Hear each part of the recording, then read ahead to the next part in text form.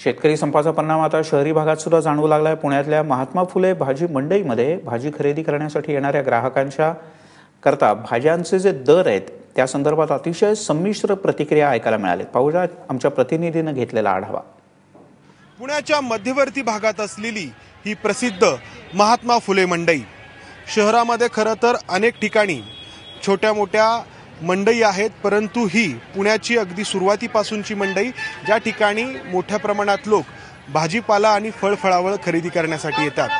पुण्यामधली जी कृषी उत्पन्न बाजार समिती आहे त्या ठिकाणी शेतकरी संपाचा परिणाम झाल्याचं आपण पाहिलं। जवळपास 35 ते 40% वाहनं त्या ठिकाणी कमी आल्याचं आज दिसून आलं। मात्र याचा ग्राहकांवरती काय परिणाम आज जाणवतोय का हे पाहण्यासाठी आपण या महात्मा फुले मंडईमध्ये आलेलो आहोत। इथं काही गृहिणी आहेत ज्या भाजीपाला खरेदी करतायत। काय तुम्ही घेतलंय आणि आज दरामध्ये काही तुम्हाला फरक जाणवलाय का? नाही, आम्हाला नेहमीपेक्षा भावामध्ये काही फरक जाणवलेला नाहीये। आम्ही टोमॅटो खरेदी केले नेहमीच्या भावाप्रमाणे 20 रुपये किलो प्रमाणेच आहेत। अजूनही फारसा फरक पडलेला नाहीये। तुम्ही काय खरेदी केलं? मी शेंगा घेतल्या, टोमॅटो घेतले। काही फरक जाणवला? काही नाही रोजच्या हरकतचा। तुम्ही काय खरेदी केलं काका? अच्छा, काय फरक जाणवला का आजच्या दरामध्ये? महाग थोडे। किती? 10 रुपये। काकू तुम्ही काय खरेदी केलं? फ्लावर।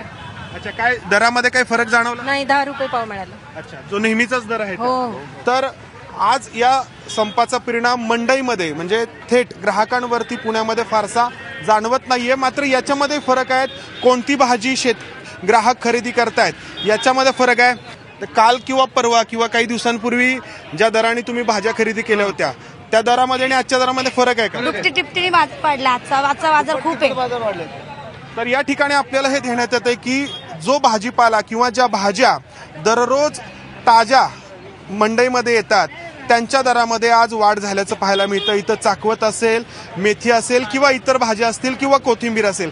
मात्र आधी या ठिकाणी 2 किंवा 3 दिवसांपूर्वी आलेला जो माल आहे, मग तो फ्लॉवर असेल, कोबी असेल किंवा टोमॅटो असतील, त्यांच्या दरांमध्ये मात्र फारसा परिणाम इथं झाल्याचं दिसत नाही। मात्र आज हा जो परिणाम दिसलाय तो उद्या आणखी वाढत जाईल अशी शक्यता आहे। कॅमेरामन अमोल गावळेसह मंदार गुंजारी, एबीपी माझा, पुणे। त्यामुळे पुणेकरांना पहिल्या दिवशी तरी फारसं जाणवलेलं नाही, मात्र उद्यापासून पुणेकरांना सुद्धा या सगळ्या संपाचे चटके जे आहेत ते जाणवायला लागतील।